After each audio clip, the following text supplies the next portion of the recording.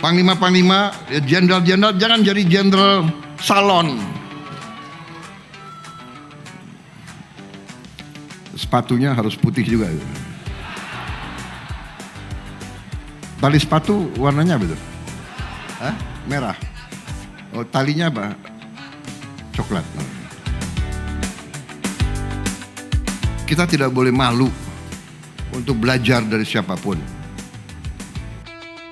Bukan Prabowo namanya kalau pidato cuma baca teks. Dari ngeledek pejabat, minta Indonesia belajar dari India, sampai ultimatum keras buat para jenderal salon. Ini dia yang paling epik dari peresmian 62.000 rumah subsidi di Batang. Kemarin, 30 Juli 2026, Presiden Prabowo meresmikan proyek raksasa, akad massal 62.000 KPR subsidi dan kur perumahan senilai 880 miliar rupiah. Tapi sebelum masuk ke urusan serius, beliau sempat-sempatnya bikin seisi acara ngakak. Nah itu benar itu. Kapolda dan jaksa duduk dekat-dekatan itu. Tadi Menteri UMKM juga komisinya gagah sekali kalau itu. Dari Kerala keturunannya. Buat kamu yang bosen ngelihat yang kaku-kaku, coba dengerin momen kocak ini. Pak Prabowo notice banget formasi duduk para petinggi hukum dan keamanan kita yang nempel terus kayak perangko. Jaksa Agung, Panglima TNI, saya ulangi ya. Jaksa Agung, Kapolri,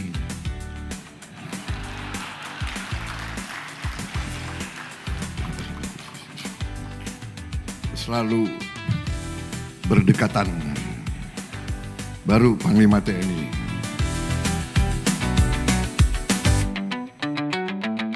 Oke, jokes aside. Sekarang kita masuk ke intisari yang bikin bulu Roma berdiri, alias merinding. Kenapa acara ini penting banget? Karena ini bukan sekedar seremonial. Ini soal 22.000 keluarga yang akhirnya punya tempat bernaung. Dengar baik-baik, angka raksasa yang dieksekusi serentak ini.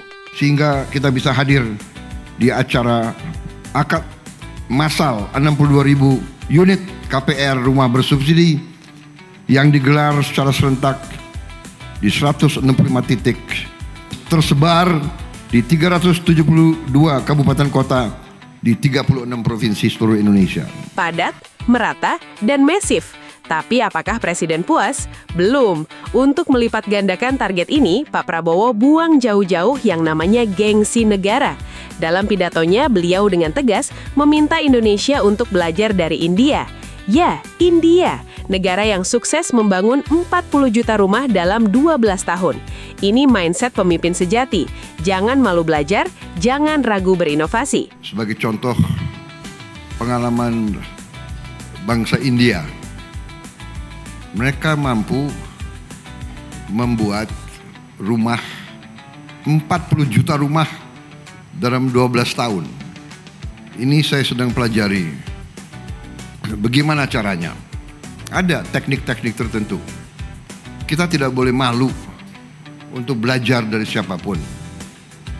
Keberanian berpikir, keberanian belajar dari orang lain, keberanian mengambil risiko, keberanian berbuat, keberanian mencari inovasi dan terobosan. Dan ini dia, puncak dari pidato kemarin. Pak Prabowo sadar, bangun rumah jutaan unit bakal percuma kalau lingkungannya kotor. Targetnya gila, bebas sampah di 2027.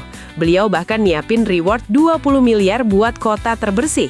Tapi awas, instruksinya buat para kepala daerah, Pangdam, dan Kapolda nggak main-main. Beliau benci sama pejabat yang cuma duduk manis di ruangan ber-AC. Dengerin ultimatum Savage ini. Gubernur yang hebat, bupati yang hebat, wali kota yang hebat, Pangdam yang hebat, Kapolda yang hebat, dan Rem dan Dim, Kapolres, Kapolsek, mereka yang harus tiap hari mencek sungai, mencek kali. Itu baru kau pemimpin yang hebat. Panglima-panglima, jenderal-jenderal jangan jadi jenderal salon. Maunya bersih. Sekali-sekali jenderal sepatunya harus kotor. Kalau perlu celananya harus kotor sampai ke dengkul. Jenderal Salon minggir dulu, waktunya turun ke lumpur. Speech yang to the point, transparan soal kebocoran anggaran, dan fokus ke perut serta atap rakyat. Gimana menurut kalian? Setuju nggak sama gaya kepemimpinan Pak Prabowo yang blak-blakan tapi solutif ini? Coba tulis pendapat kalian di kolom komentar. Jangan lupa like, share, dan subscribe biar nggak ketinggalan update daging kayak gini. Stay tune dan sampai jumpa!